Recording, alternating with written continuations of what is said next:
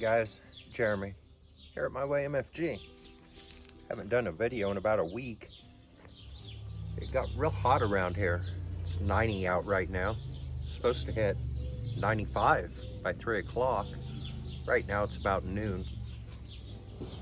We had that overheating issue with the 44 to Liza on that trip to Missouri. I've reset the timing, flushed a block, putting in an aluminum radiator, and took it on a short drive after all that.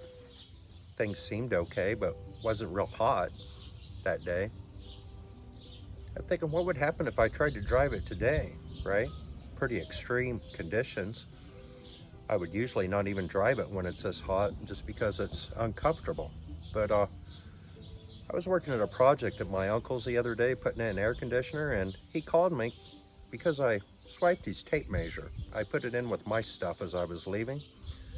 So I'm thinking about jumping in the car, running out to his place, returning his tape measure, and just seeing if the car overheats, because pretty good test today, right? It's hot. Anyway, let me back this out of here and we'll see what happens.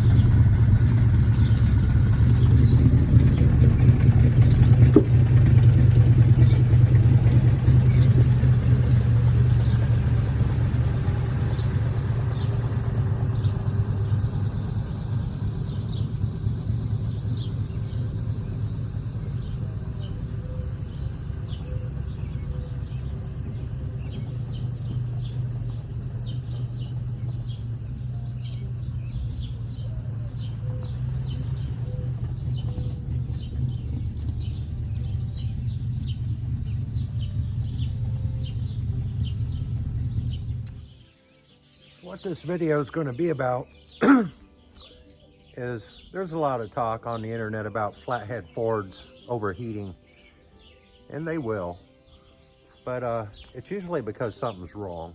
If you've got everything right, they're not going to overheat. It's about 91 degrees right now as I'm standing here. It's supposed to get 94 today, I think, at 3 o'clock or so. But if you're running across this channel for the first time, what we have here is a 1940 Ford original motor. It's the Flathead V8 in there that Henry put in it. And really the only thing that's been changed on it is last video on this car I put in an aluminum radiator. Other than that, the cooling system's all original. I think a lot of the time when people have overheating issues, I'm a big believer in their timing's off. I think that's oftentimes the case. If you've got your timing right and everything else is right, you should be fine. I wouldn't even worry about it more than I would any other car, really.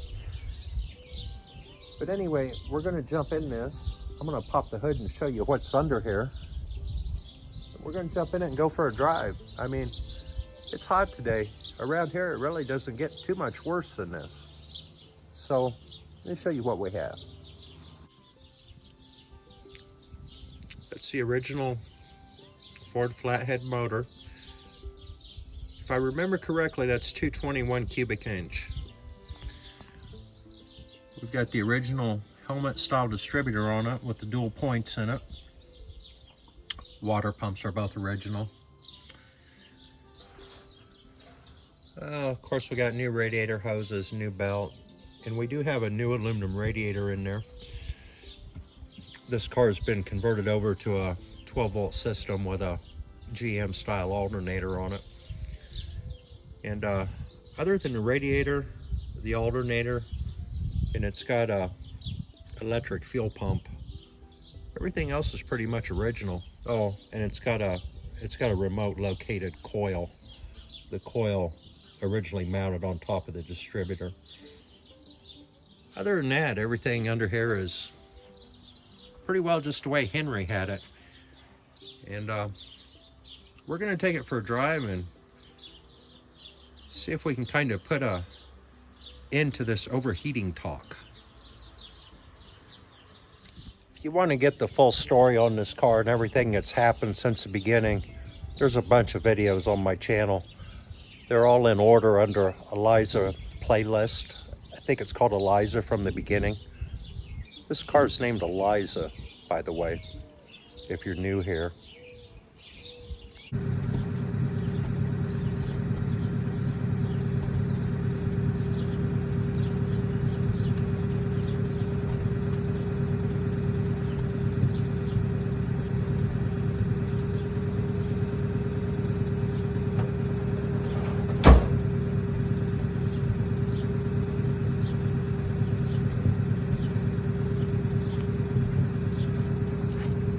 Car's been sitting here idling for about 5 minutes while I've been grabbing jugs of water.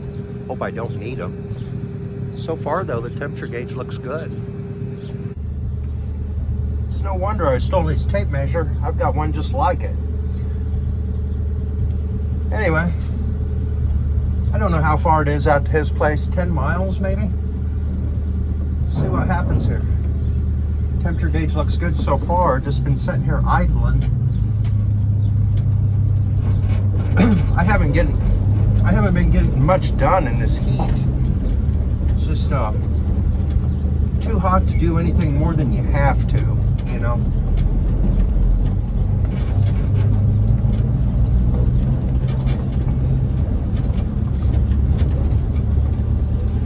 I did find an axle for the Model T project. It's a straight axle. It's got the transverse leaf spring with it, all the tie rods. I'm actually getting the whole front frame section, and there's also a steering box there, trailing arms, or you know, the support arms, whatever they're called, to go back to the frame. Everything's there. I don't know what it is. I think it could be like 44. It looks real similar to this one. It's a little heavier than what I need, but it's going to work. And it's hard to just find a Model A or Model T axle. So I'm thinking I better just use whatever I can get. And it was up at the local scrapyard, $50 for all of it. That's a pretty good price. By the time I find a Model A or Model T one, I'd end up driving 200 miles to get it, it's looking like. I don't really want to do that. I need to wash this car.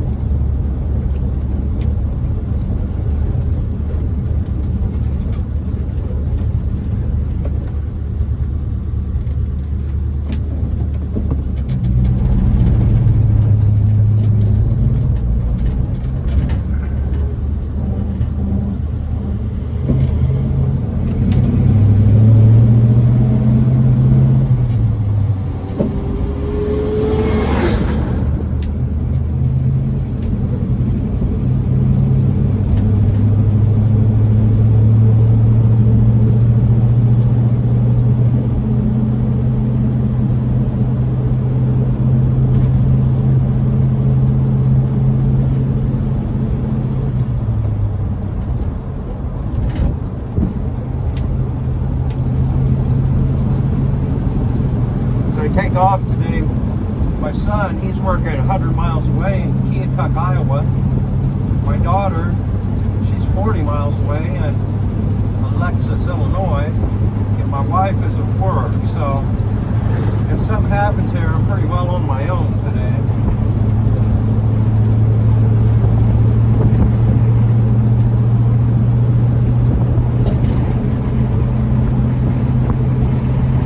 Not going to get too far from home, but when a car starts overheating, any distant jar is too far from home, right?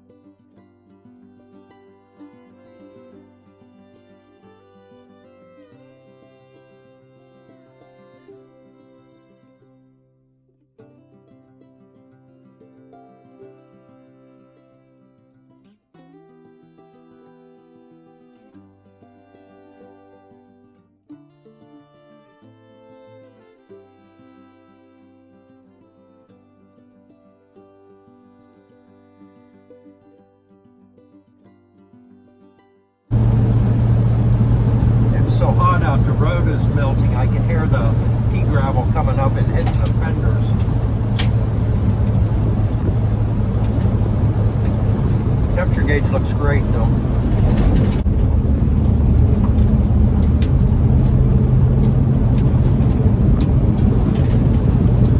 This house coming up here on the left is where I grew up as a child. I moved out of here as a teenager, but from the time I was a baby till the time I was 18, 19, I lived out here. We had a 600-acre farm here, old Dallas Chalmer tractors. That was back in the 80s, you know. Well, 80s and before. When I was growing up, it was in the 70s and 80s. But this is the house here. It looked way different back then. They fixed it up a lot.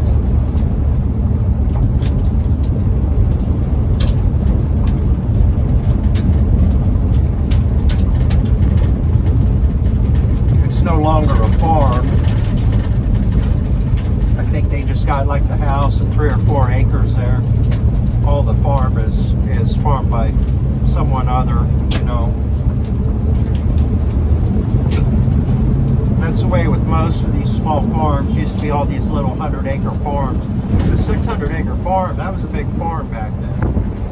But now they're all thousands of acres, and the guy that farms them usually don't even live close by, oftentimes.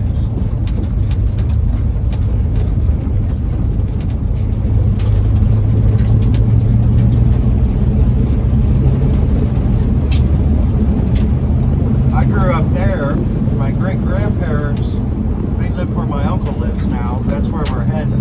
There's a few miles in between. I used to ride my bicycle up and down these roads a lot. And then later on, dirt bikes, you know.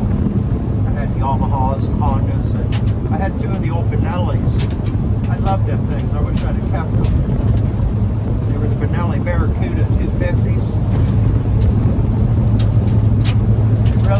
It really made me love the 60s era motorcycles. I think because of that.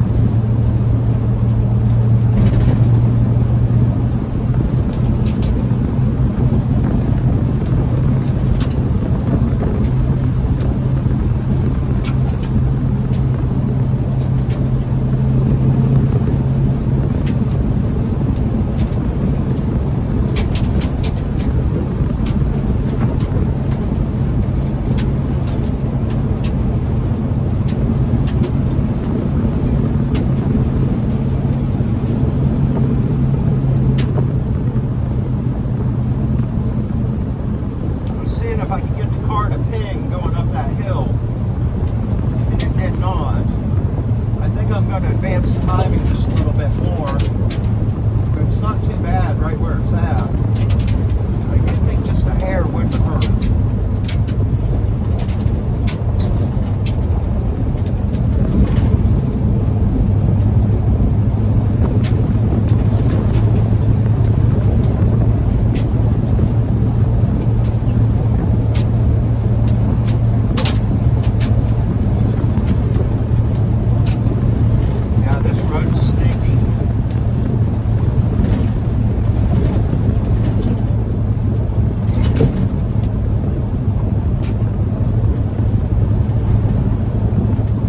Out of all 3 of my mirrors. I think that's good. I know a lot of guys can't.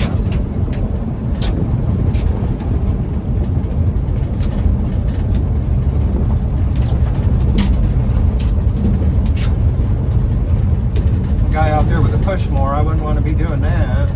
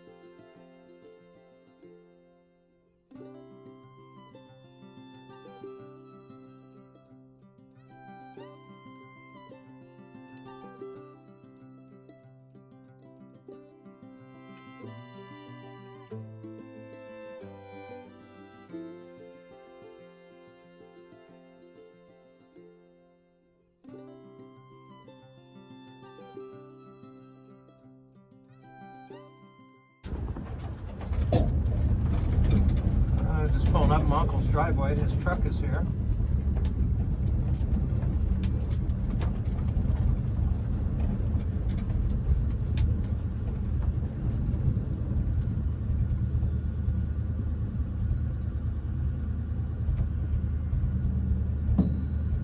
Shut this off, see what happens. Hopefully it don't boil over.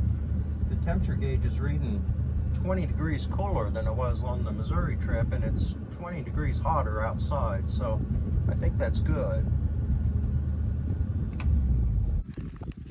Not making any hissing noises. I'm gonna go in and talk to John here for a minute. I think we got her fixed. Just getting back in the car, getting ready to take off. I think we're good with the overheating issues. The gauge stayed good, and it's hot. So anyway, visited with my uncle for a while. He said I brought him the wrong tape measure. That one wasn't his. I said, sure is now. Anyway, let's start this old girl up and head home.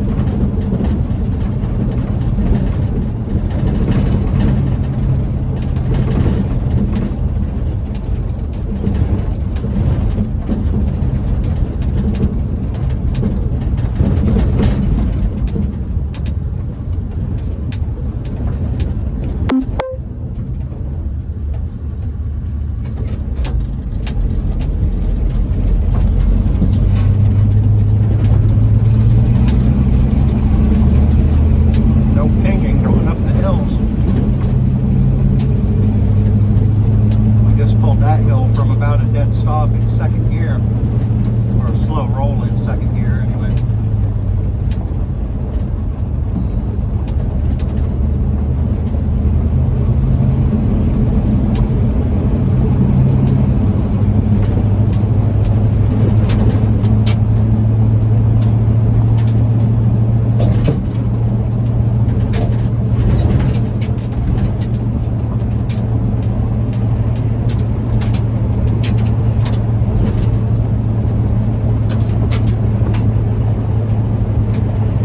Some point in time I'm going to be putting shocks on this car. It has no shocks on it now. I don't know if that'll happen next winter or later, but at some point I'm going to do it. I seem to remember Richard saying that his never had shocks, and after he put them on it made a substantial difference.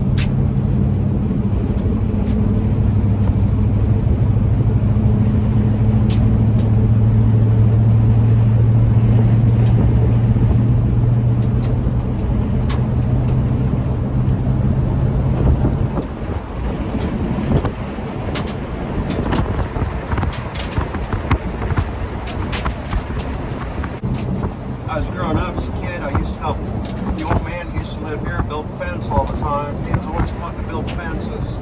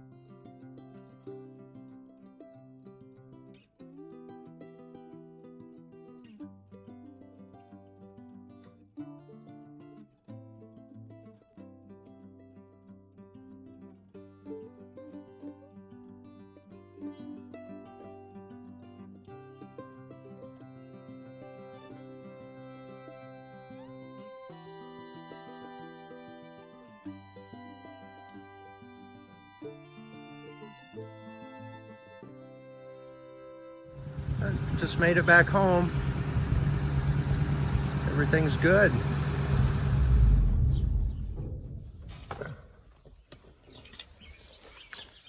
Everything seems good here. I think if we were in Missouri right now, I think we could just roll right on home. I believe the overheating issue's fixed. Yeah, I don't know. We'll drive around plenty more this summer, but this is about as hot as it gets and didn't overheat, so I think we can call that a win. So, could I jump in this car on a 100-degree day and take off on a 200-mile trip in it? Down south in the hot southern states? Yeah, I think I could. I really do. Am I going to? No, because I got a 2015 F-150 sitting over there that has air conditioning. I would drive that. In a bind, this would work. I'm pretty confident of that at this point. But anyway, we'll drive the F-150 if it's 100 degrees out. Hey, thanks for watching, guys. That's all I got. It's too hot to do anything else. We'll catch you on the next one. Please like, share, subscribe, comment, all them things. Jeremy. Later.